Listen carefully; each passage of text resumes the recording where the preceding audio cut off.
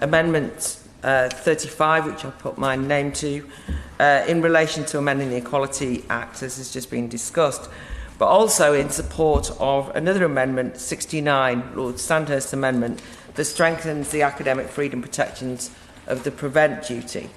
I actually want to start with Amendment 69 on prevent. On Monday, a noble lord, who I think might be the Minister Lord Howe, but I can't find it in Hansard, so I can't say, but I wrote it down at the time, said, "There's no place on campus for extremist views that masquerade as facts." Now, I don't know who said that, but somebody said it. And this is actually quite a frequently said thing. And I wanted to probe who the extremists are. Indeed, I might want to probe who the fact-checkers are in this instance. During his first unsuccessful leadership bid, the present Prime Minister suggested an expanded definition of extremism to include anyone who hates Britain. And it kind of hit the headlines for a while, and people were going around saying there'll be prevent orders thrown at all sorts of people who might have been heavily critical of Britain or the UK. And he kind of backed off from that. But the point I'm making is that I think that the whole concept of extremism has become so elastic and broadened that it's actually discredited whatever it was Prevent was trying to do. Now, I've had a problem with the Prevent scheme since its inception.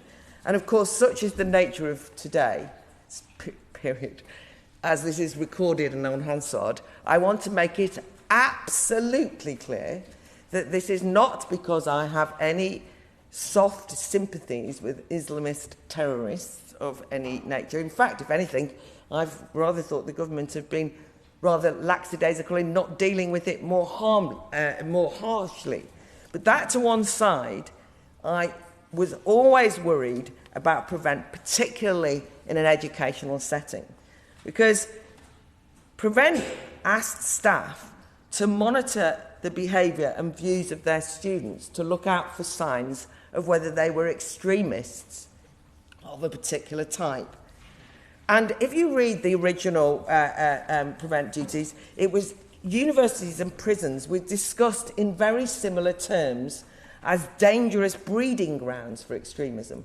Now, one thing I suppose I ought to say is that it is also the case, as is well noted, that whilst at university I was indeed an extremist. I think we can safely say. Some would say I haven't grown out of it.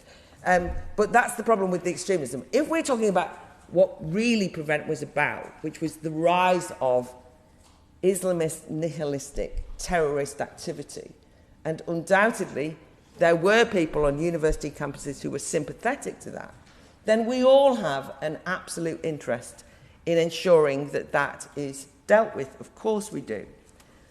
But I'm concerned that Prevent, as it's been broadly applied, because nobody wanted to be accused of being Islamophobic, so it kind of ended up just being this kind of extremism sort of diktat, ended up basically arguing that students should be restricted in terms of what they were able to think or say or listen to, and so on. And I do think that it clashes with the idea of universities as institutions dedicated to truth and questioning, and it certainly has made people very nervous about the kind of debates that they have. And we know it's been misused, and the infamous case of the postgraduate student who was caught up in Prevent when he was doing research for his PhD is well documented. I also think that the Prevent duty, and you'll hear this very often, is used as an indication of the fact that there's double standards when it comes to free speech. That here is a government that's saying that it wants to encourage academic freedom and more open free speech on campus, but this is a government which has created and promoted the Prevent duty. And I think students, when they say, isn't there double standards here, have a point. More broadly, I think that once free speech is presented as something which should be balanced with and traded off against security issues, once free speech is presented as a threat, in the way that Prevent does, then I think that free speech loses its moral authority. And I think that we've seen this in the way that students' attitudes have been shaped over recent years, shaped by, not by themselves, but by the way that we as a society have socialised them into seeing free speech as frightening, hence the demand for safe spaces, the demand to be protected from dangerous speech, a sort of moral blackmail that says I can't have that person speak on campus because that means I won't feel safe.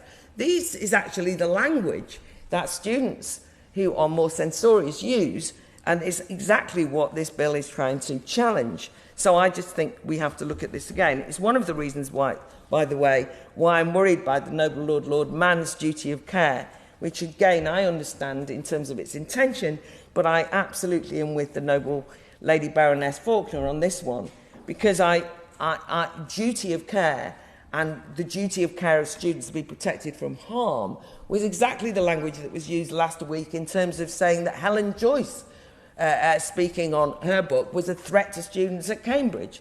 So I'm always find the harm, distress, duty of care argument problematic. Now, finally, just very quickly on Amendment 35, and I think that the Noble Lord Moylan has explained the point about the Equalities Act very well.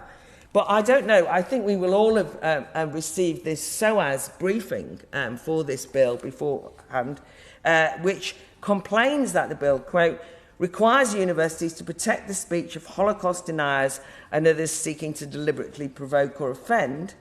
And it goes on to say that it strips, that it basically directs universities to ignore effectively to say that equality law will be trumped by free speech. That's what it's arguing. And it says this bill should be got rid of because if the duty to take steps to secure freedom of speech overrides the Equality Act, there's a real problem. The point I would make is that, and I've made this on Monday, I think, is that one of the difficulties is that the Equalities Act has been used in a censorious fashion, often because it's been misinterpreted in the way it's been used by university authorities, but certainly informally, universities, student unions will say, we have to protect this group of students from harm. This is in the Equalities Act. We will ban X, Y, Z. That is the way it is used frequently. And students with protected characteristics are sort of dragged out as some kind of stage army, as though, by the way, all women are going to have the same views, or all racial minorities will have the same views, all of those kind of the more dangerous aspects of identity politics. But it's always the equalities legislation that's used to clamp down on free speech.